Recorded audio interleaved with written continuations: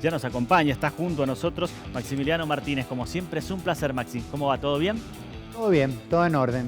Bueno, muchas gracias por venir. Y en la jornada de hoy vamos a hablar sobre las pasadas elecciones en Colombia, ¿no? Un hecho muy importante para la región que se llevó a cabo el domingo pasado y que tuvo la posibilidad de que ya existan los dos candidatos que se van a disputar el balotaje. Estamos hablando de Petro y de Hernández. ¿Qué análisis se hace de todo esto?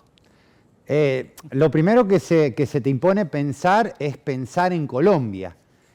Colombia es un país dentro de la política de América del Sur muy importante por el peso político histórico que tiene y porque en Colombia se manifestaron diferentes procesos sociopolíticos que influyeron de una forma directa o indirecta sobre América Latina. Nadie puede negar la figura preponderante que tuvo el Bogotazo a finales de la década del 40, ni que los curas tercermundistas aparecen en Colombia, como así también las primeras Fuerzas Armadas revolucionarias paramilitares que se dan en América. Dentro de ese contexto vos tenés que ubicar todo ese proceso político que se ha dado en Colombia y que nosotros lo estamos viendo hoy con este balotaje que va a haber entre Gustavo Petro y Federico Gutiérrez, dos personajes extremadamente complejos dentro de lo que es el análisis político de América Latina, pero también acordes a la política colombiana de los últimos 30 o 40 años. ¿Por qué justamente marcás esto de acorde a la política colombiana de los últimos años? Y te lo quiero entrelazar con los últimos episodios, quizás de protesta social, por decirlo de alguna forma, que ha tenido lugar en Colombia. ¿Qué incidencia hay? Y las manifestaciones sociales que se dieron en Colombia en los últimos años están relacionadas directamente con la política que ha atravesado a Colombia en estos últimos 20 años. Una política que ha estado muy cercana al neoliberalismo, es uno de los únicos gobiernos de América Latina que no ha tenido gobiernos progresistas en los momentos del progresismo latinoamericano y que se está viendo recién hoy, si es que se da, con la llegada de Petro al poder. Veremos ese 40% que tiene Petro, como te dije cuando hablábamos sobre Lula, veremos si es su techo o su piso, porque da a pensar muchísimas cosas que los dos candidatos siguientes, Hernández y el otro candidato, sumarían entre los dos más del 40% si se llegaran a unir.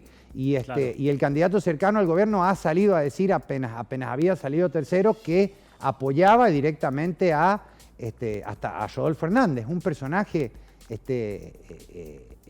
prácticamente caricaturesco en función de un candidato político. Las cuestiones que ha atravesado Hernández desde que llega a la política hasta hoy prácticamente son dignas de una película de Fellini. Dijo en un momento que admiraba a uno de los grandes pensadores alemanes y dijo que ese gran pensador alemán era Adolfo Hitler. Encabeza un gobierno a través de un lema que es el de anticorrupción y su política está atravesada por varios hechos de corrupción relacionados primeramente por él siendo político colombiano, y segundo, por su hijo. Es un empresario constructor que viene trabajando con el gobierno colombiano desde la década del 70, y eso hace que en la construcción de viviendas sociales relacionadas con el Estado esté atravesado por la corrupción. También me permito pensar esta cuestión de que el lema de ciertos sectores políticos latinoamericanos está en la lucha contra la corrupción. Si lo pensás, todo es corrupción, corrupción, corrupción. Claro, ahora bien, más un latiguillo que otra cosa, ¿no? Y sí, porque yo pensaba el otro día escuchando a un periodista de que cuando vos te pones una túnica blanca, la más mínima mancha se te nota.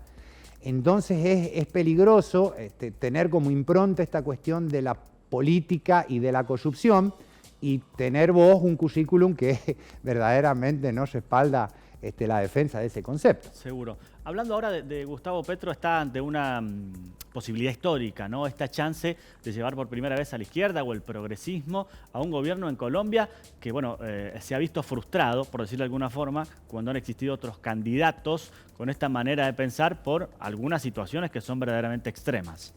Y vos pensás que Gustavo Petro perteneció al M-19, al movimiento 19 de abril, en la década del 70. Él nace en 1960, ingresa al M-19 en el 76-77, tenía 17 años. Como hombre de estas fuerzas paramilitares, decide tomar el nombre de Comandante Buendía, justamente un personaje de la novela 100 años de soledad de otro colombiano, de Gabo, y ha atravesado su política también con varias cuestiones oscuras, porque siendo alcalde de Bogotá, de la capital justamente de Colombia, llevó adelante muchísimas medidas progresistas, pero hay cuestiones que a él lo atraviesan que también no lo muestran tan limpio como uno creería. Justamente cuando hablamos de cuestiones académicas, él aduce en su currículum que tenía una especialización, una maestría y un doctorado. Ninguna de las tres han sido rendidas. Por ende, solamente tiene el título de economista, teóricamente. La otra cuestión que lo atraviesa es el hecho de haber pertenecido al M-19.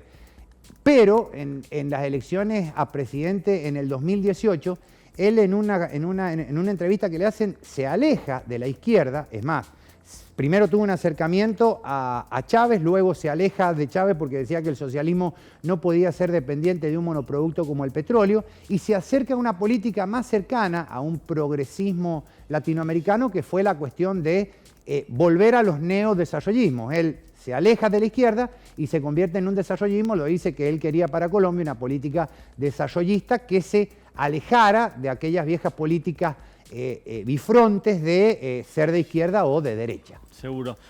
Disfrutando esta charla con vos, Maximiliano, como siempre, quiero dejarte la última pregunta, y tiene que ver con la participación o no, suponemos que sí, de la FARC en todo esto. Y las FARC son ese monje negro que siempre se ha ocultado detrás de la política colombiana. Necesitaríamos muchísimo tiempo para explicar la relación entre la FARC y el M-19 y el proceso que éstas han llevado adelante. Si uno sigue la campaña de Petro tanto como de Hernández, ninguno ha nombrado a la FARC, y estas son las segundas elecciones que se dan en Colombia después del pacto de paz que decían la FARC llevar adelante con respecto al gobierno colombiano. Las FARC justamente son... A ver, quizás lo de monje negro sea muy pesado, pero me refiero a ser el monje que está desde la sombra, observando esta cuestión y sabiendo que tiene el poder de actuación en cualquier momento. No olvides también que Colombia en estos últimos 30 o 40 años ha estado atravesada por algo que a mí me parece que ha sido mucho más simbólico que la FARC, y es justamente el narcotráfico. El principio justamente de esto, que aparece allá con el cartel de Medellín, luego con el cartel de Cali y finalmente con las conexiones con México y la introducción contra Estados Unidos, hace que Colombia sea un caldo de cultivo en el continente latinoamericano bastante complejo desde el punto de vista geopolítico, sin olvidar que tiene cerca a Venezuela y respaldándolo también del otro lado a Brasil. Entonces, pensar a Colombia, pensar su política interna y pensar sus proyecciones hacia las regiones es una cuestión bastante compleja, sumada a la cuestión que vos citabas de la FARC y otras cuestiones más que serían muy largas de explicar. Seguro. Todo está por verse, ¿no? Esa sí es la Sin intriga lugar a que dudas, queda. el 19 de junio es la segunda vuelta y veremos a ver qué pasa.